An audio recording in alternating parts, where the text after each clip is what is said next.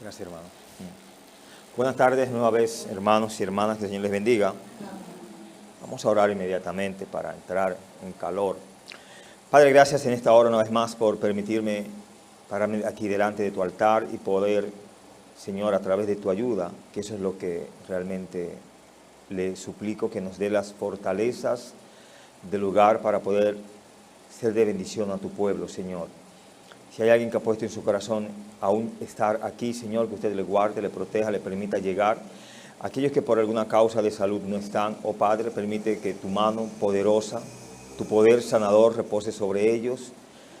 De paso apelamos también a la sangre de Cristo, que nos limpies, nos purifiques y que la adoración que estamos dando, Señor, traiga solamente gloria y honra a su nombre, Señor. Gracias por esta bendición de permitirnos reunirnos como iglesia, Señor. Síganos ayudando, bendiciendo, fortaleciéndonos, Señor, para así poder hacer tu obra, Señor. Gracias. Todo esto te lo pido en el nombre de Jesús. Amén. Bien, hermanos. Estuvimos en Hechos hace un momento, en una lectura corta, pudiéramos decir, pero de mucha enseñanza. Hechos capítulo 12 nos muestra aquí cómo la iglesia hacía oración sin cesar por aquellos hombres de Dios que se habían esforzado por enseñarles la palabra de Dios. Hasta este capítulo 12 podemos decir que no habíamos visto la muerte de ningún apóstol. Mire que el texto nos muestra que Jacobo es muerto a espada, y según la historia, este Jacobo fue injuriado de que había llevado a otros a adorar a dioses falsos. Basado en esa injuria, fue que lo pusieron en la mira para agarrarlo y así que darle muerte. Recuerde que en la muerte de nuestro Señor Jesucristo, ¿cuántos testigos buscaron para testificar en contra de Él? 2 testigos falsos, ¿no? Y la Biblia nos enseña momentos en la historia bíblica que siempre hay testigos falsos para hacerle daño a hombres de Dios. Y hemos hablado de eso. Quiero brevemente compartir con ustedes el tema: Jacobo es martirizado, Pedro es librado. Les había dicho que la historia cuenta de que, basado en una injuria, Jacobo es llevado a la muerte. Muerte a través de la espada. Más adelante lo descifraremos qué significa espada, pero no es algo muy difícil. Morir a espada era poner a una persona, extenderlo y con una espada cercenarle la cabeza, decapitarlo. Una muerte trágica, ¿no? Hasta el momento, repito, no habíamos visto ninguna de la muerte de estos apóstoles, a excepción aquí con Jacobo. Alguien que, como hermano de Juan, siempre estaba muy cerca del Señor, ¿sí o sí? Recuerde, hay un acontecimiento donde ellos osan hablar con el Señor y el Señor les dice: ustedes pueden con el mismo bautismo que yo soy bautizado, ser bautizado, y la misma copa que yo bebo, ¿poderlo hacer? Sí, claro, podemos. Bueno, yo ahí pudiéramos decir que gloriosamente se crea una promesa. Ellos querían de esa copa que el Señor podía beber, ellos beber. Bueno, está bien, no hay problema. Aquí se confirma que lo que ellos pidieron, hermanos, se concretó. La muerte de Jacobo trajo gloria a Dios. Esa copa que ellos dijeron que podían beber, bueno, ya el primero ya arrancó con ella. Más adelante Juan, recuerde que muere, por así decirlo, muerte natural. Pero no es que no pasó martirios. Pasó bastante, ¿no? No fue encarcelado en la isla de Patmos. Y era muy difícil allí comparecer él solo. No tenía compañeros presos, ¿eh? Jacobo es martirizado, Pedro es librado. Verso 1 del capítulo 12 de Hechos nos dice: en aquel mismo tiempo el rey Herodes echó mano a algunos de la iglesia para maltratarles. El rey Herodes, recuerde que este asunto de los Herodes no era más que un título que se le asignaba a alguien que gobernaba en cierto lugar. Al nacimiento de Jesús no había un tal Herodes que mandó a matar a todos los niños de 2 años hacia abajo. En el tiempo de Pablo no había un tal Antipas, Agripa, etcétera, ¿no? Este Herodes que está aquí, hermanos, es llamado, o era Herodes Agripa I o Herodes Agripa, como a usted le guste.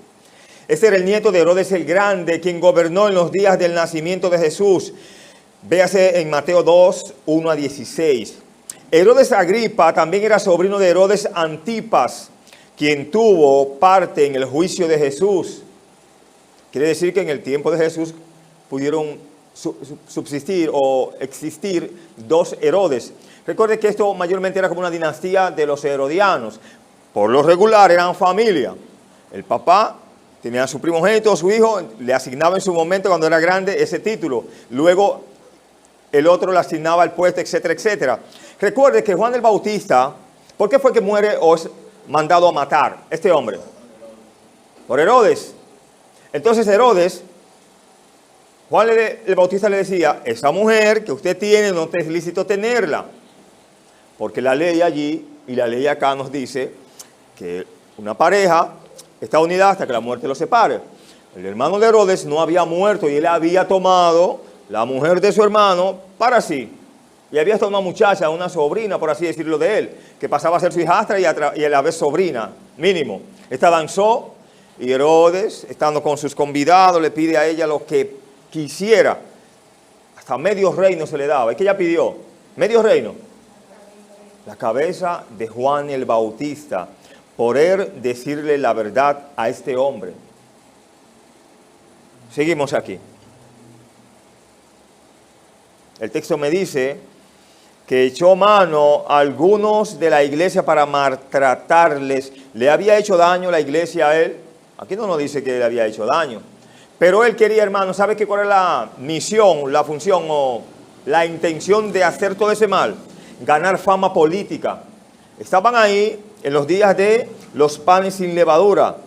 Recuerde que las fiestas sucedían cada 7 días. Una era la Pascua, una era de los panes sin levadura, etcétera, la de los tabernáculos y así por así.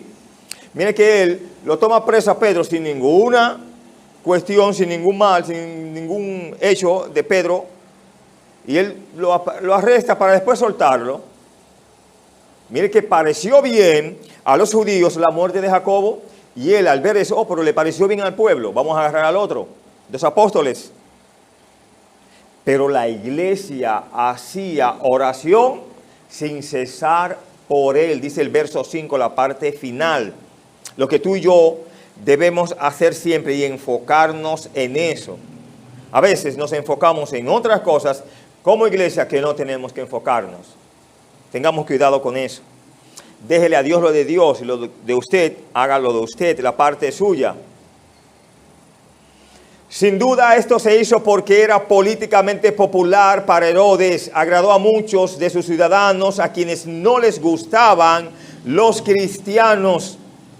Esto nos da una enseñanza, hermanos, de que si el mundo nos aborrece, a la primera iglesia, a los primeros cristianos le aborrecieron y a nuestro Señor no le aborrecieron. Muchas figuras políticas estarán dispuestas a perseguir a los cristianos si eso los hace políticamente populares. Lo vemos en el caso de ¿quién?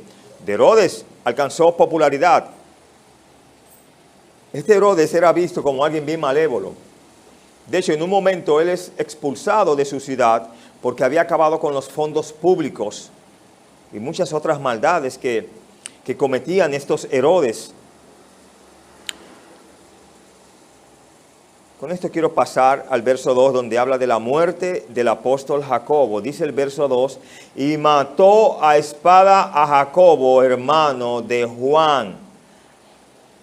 Cabe señalar que esto marcó un hito en la historia de la iglesia, ya que de los 12 que siguieron a Jesús, Jacobo fue el primero en ¿qué? En ser martirizado, hecho mártir. ¿Aplacó la iglesia la muerte de Jacobo? ¿Se destruyó la iglesia? ¿Se dispersaron los hermanos?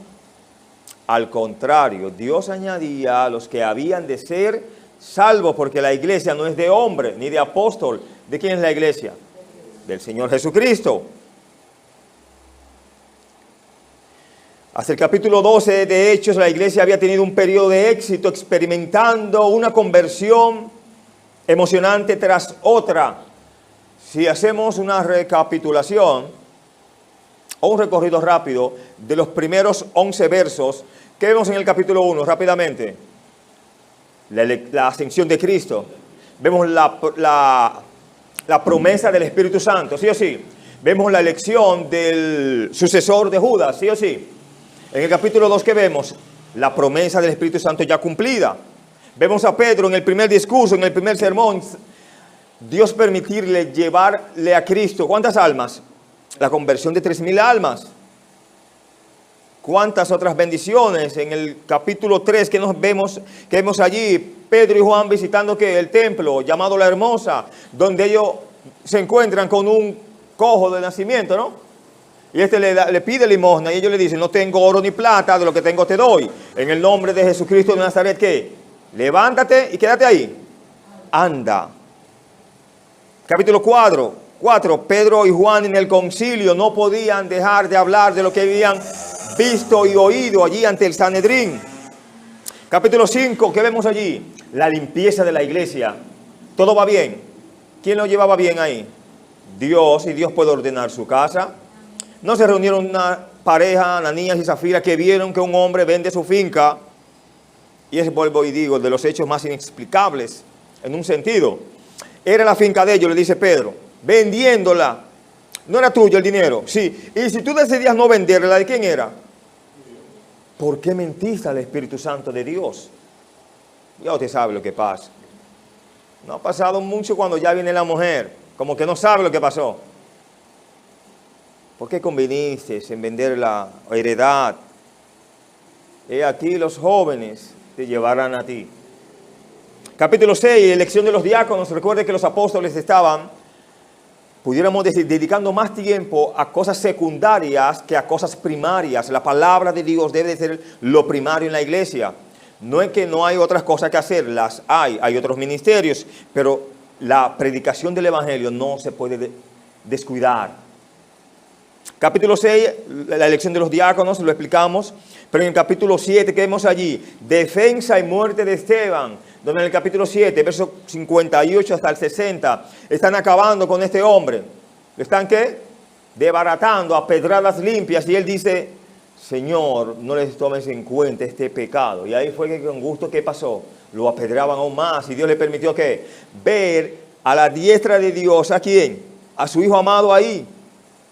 Vio mucho, hermanos. ¿Qué otra persona ha visto el cielo abierto y a Jesucristo al lado del Padre, a la diestra del Padre? Capítulo 8, vemos a Felipe y el etíope, aquel gran encuentro, cuando este etíope de Candace leía la escritura y le pregunta a Felipe, ¿entiendes lo que lees? ¿Cómo sabré? Si no se me explica. Y en esa explicación le hablaba de que el arrepentimiento era vital para poder llegar al cielo y también el bautismo.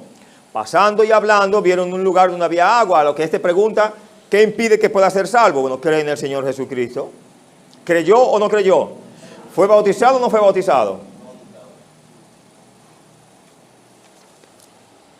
Capítulo 9, conversión de Saulo. Recuerde, a la muerte de Esteban, la ropa de Esteban, ¿a los pies de quién cayó? De Saulo, hermanos, un testimonio grande. Capítulo 10, vemos a Pedro y Cornelio. Recuerde que Pedro, muy espiritual, ya Dios le había mostrado de que iba a salvar a gentiles. Y Dios le muestra que un gran lienzo, y en ese lienzo ve animales cuadrúpedos. Y ya Dios le había dicho que lo que Dios limpió, no lo que, no lo llames inmundo, que tenga cuidado con eso. No creamos que Dios no puede salvar a quien Él quiere. A veces nos imaginamos, se convirtió fulano, o ese fulano nos pasa por el lado y nos dice, Dios le bendiga, hermano o hermana. Y dice, wow, se convirtió, qué bien. Pero en el capítulo 12, ¿qué vemos aquí, hermanos?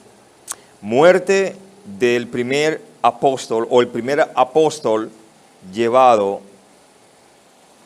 a la espada, a decapitarse, ¿no?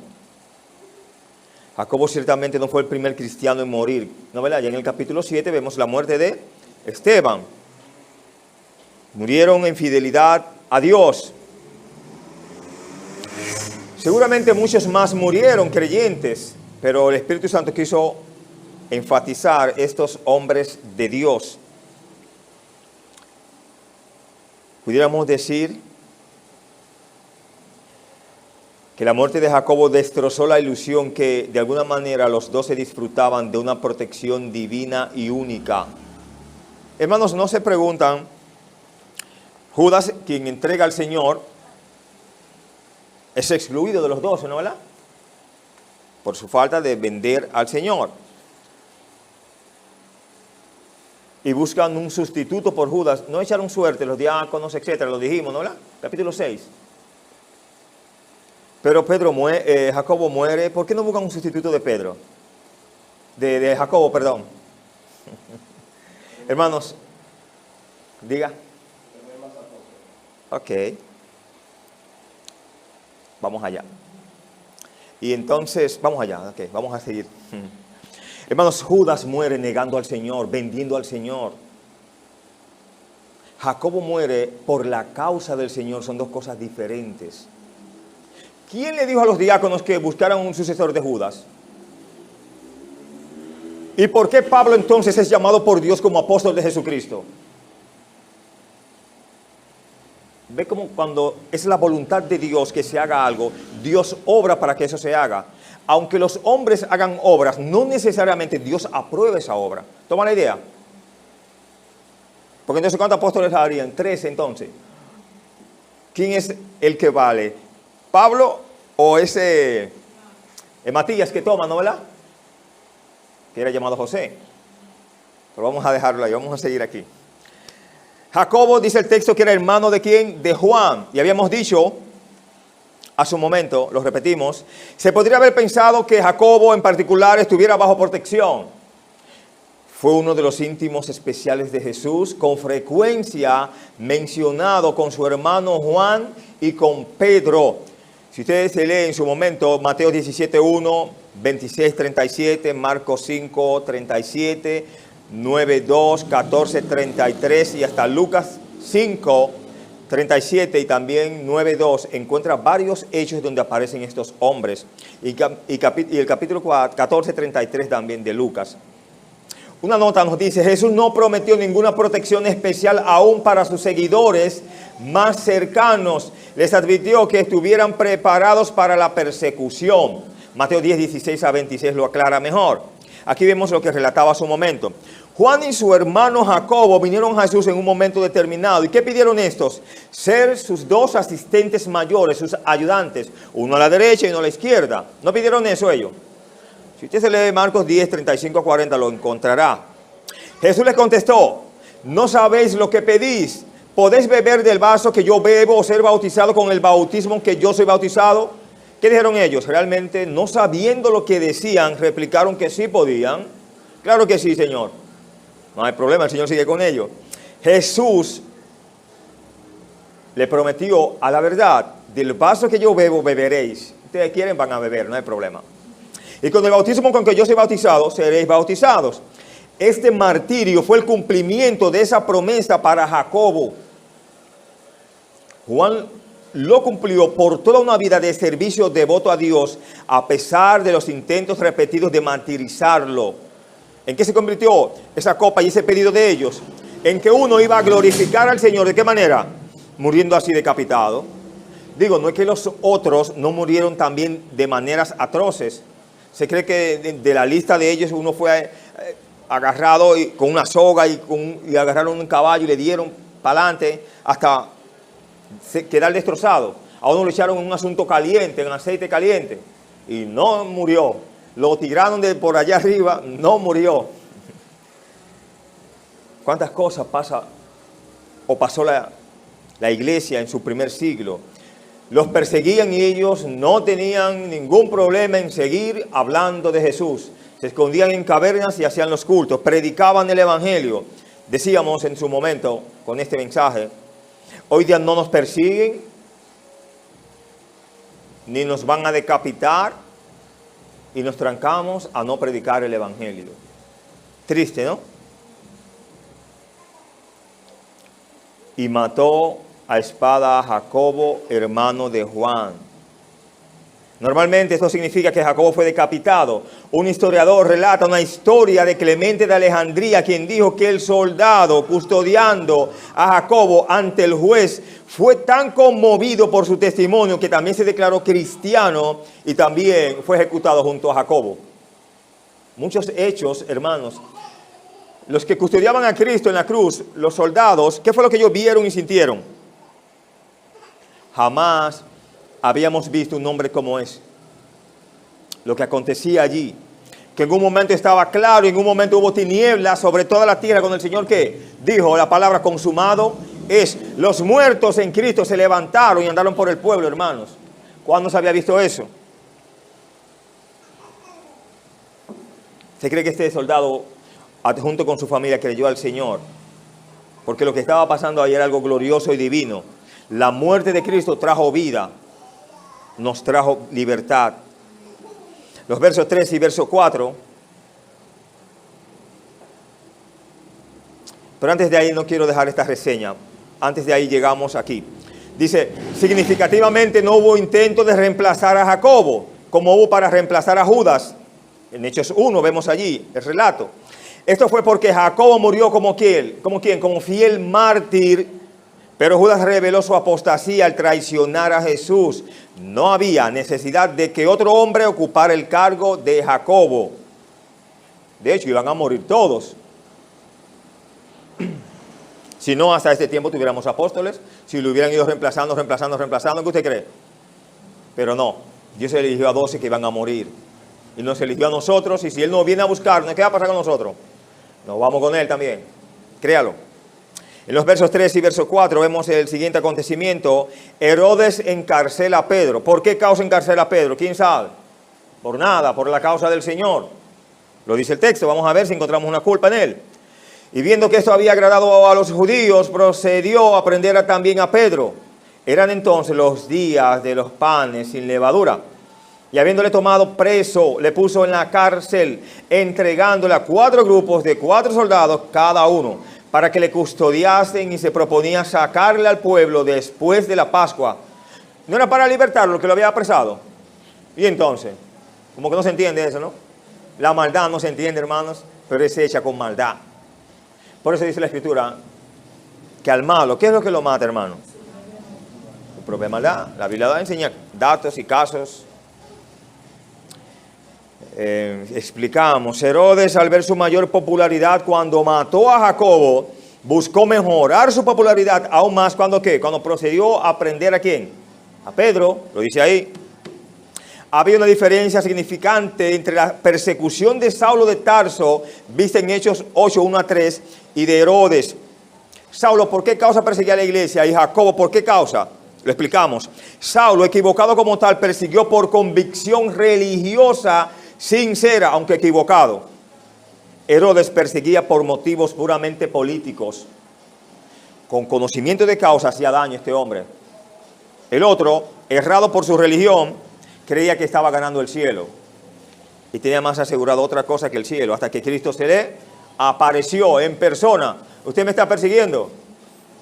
Yo le voy a hacer el favor de aparecérmele. ¿Y qué es lo que le dice el Señor a Saulo? Saulo, Saulo, ¿por qué me persigues? Y ya usted sabe la historia, hermanos. Él no sé cómo se compuso tan rápido cuando le dice, Señor, ¿qué quiere que hagas? ¿Cómo le llamó? Señor. Nadie llama Señor sino por el Espíritu Santo, hermanos. Es una regla que no debemos olvidar. ¿Qué era lo que se proponía Herodes más adelante con Pedro? Sacarle al pueblo después de la Pascua. Herodes decidió tratar con Pedro en un tiempo políticamente oportuno, temiendo una reacción de alboroto e imprevisible cuando los peregrinos de la Pascua llenaban Jerusalén. Él, como muy espiritual, apresa a Pedro y no quiere quizás darle muerte hasta que esa fiesta culmine. No quiere que se arme un motín y se mantiene muy espiritual en esos momentos. Qué bueno, ¿no? era buena persona, muy inteligente, muy locuaz. Un estudioso sugiere 3 razones para la demora en la ejecución de Pedro, porque vemos que él no se demoró en matar a Jacobo, no lo mató a espada inmediatamente. Primero, Herodes quería mostrar cuán escrupulosamente observaba la Pascua, un observador de la Pascua, un gran religioso que apoyaba los eventos religiosos. 2, quería esperar hasta que las multitudes de peregrinos se fueran a casa, temiendo un motín. 3, quería esperar hasta tener toda la atención de la población judía para hacer y cometer este hecho. ¿Le gustó a los judíos que mataran a ese apóstol? Bueno, voy a seguir haciendo hechos como eso para agradar al pueblo. Qué bien, ¿está agradando al pueblo ahora en donde está? Normalmente se consideraba suficiente. ¿O no? El texto nos habla en el verso 4a que Pedro estaba custodiado por ¿cuántos soldados? Dice ahí 4. Y hacían prácticamente turnos. Entonces 4 por 4, ¿cuántos son? 16. 16. Habían 4 en la puerta delante, habían 4 con él y no había forma de que Pedro se escapara. ¿Y tuvo Pedro que escaparse? Para nada, hermano. El Señor mandó su ángel. Y por ahí, por el costado. Si es el costado, cuando uno está durmiendo, normalmente como que por ahí es más fácil despertarnos. O nos dan por el hombro. Pero era algo inminente de que iba a ser despertado. Y lo toca, Pedro, Señor, levántate. Y los que estaban ahí, ¿qué pasó con ellos, hermanos? ¿Tenía ese ángel la llave para abrir esos grilletes de las manos y los pies? ¿Quién que tiene la llave, hermano, de todo? El Señor.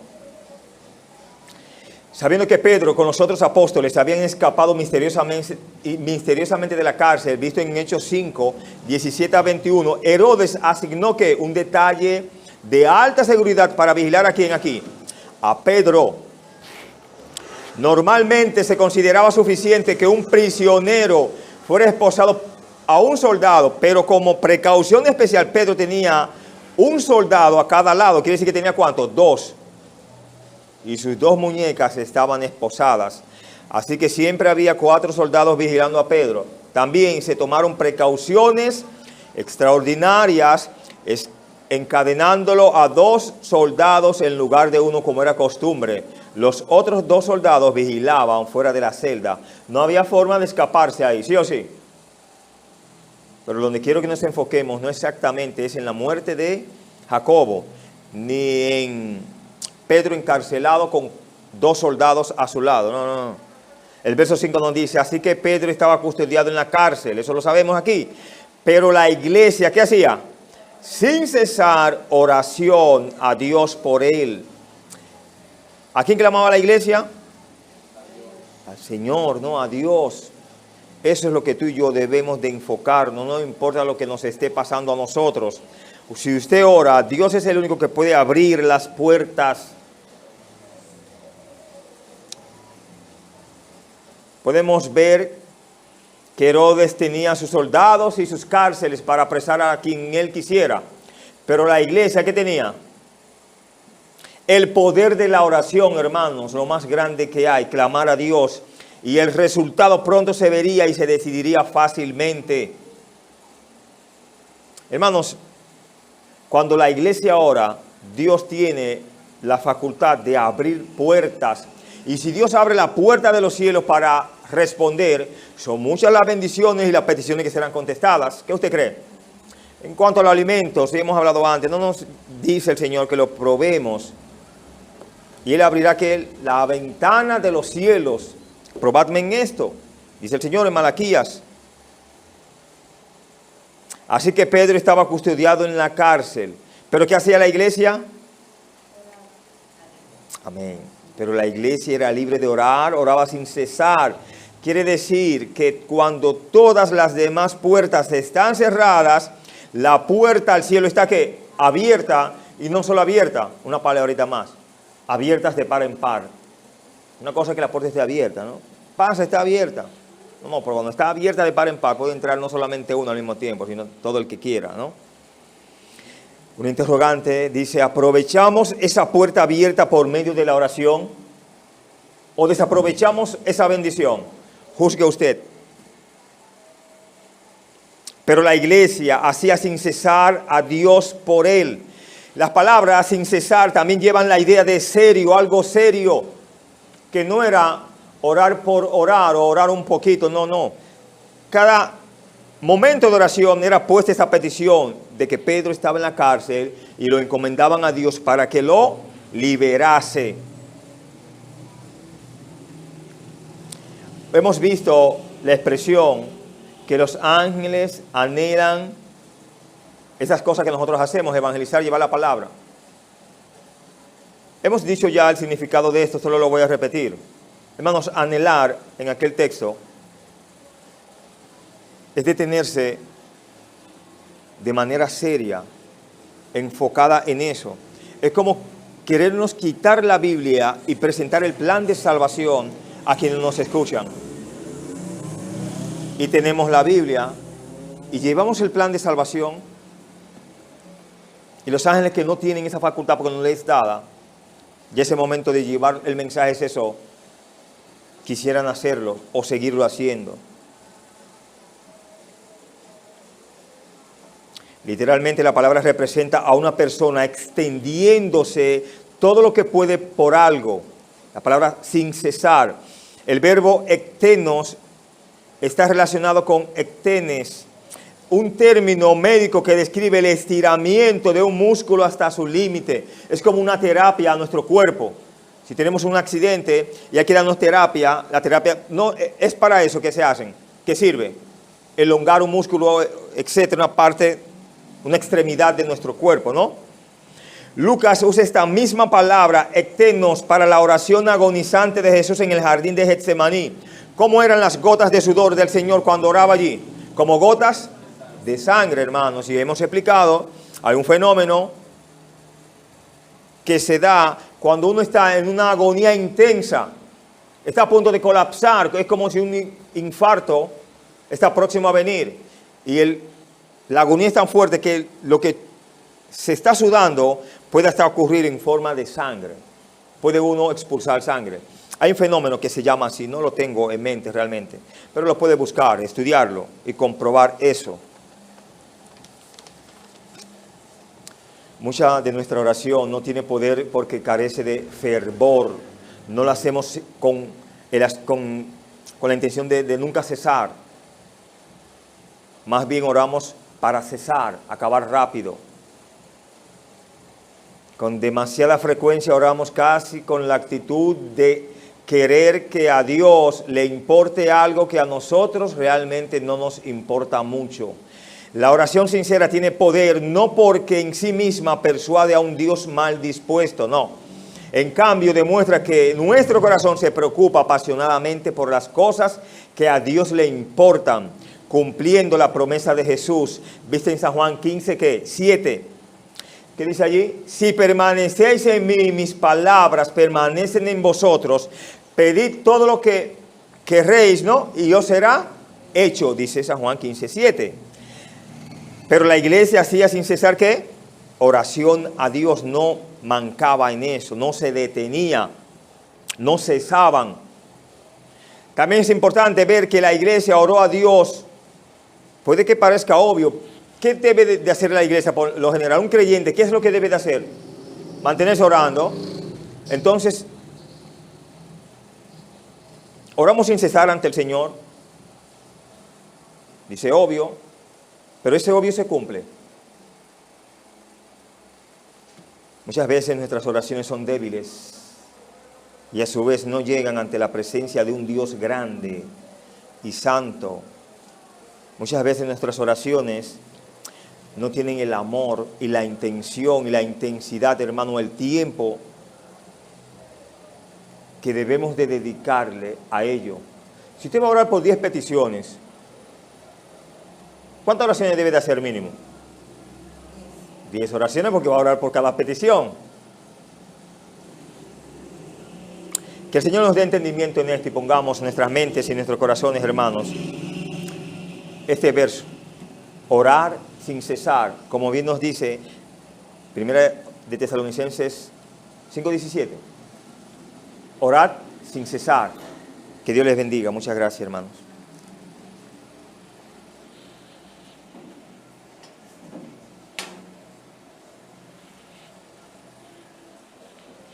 Orar sin cesar.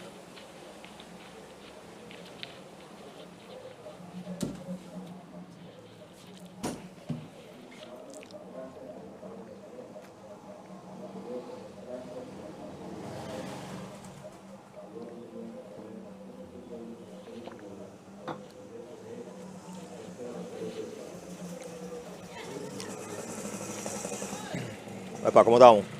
Mejor. Tranquilo.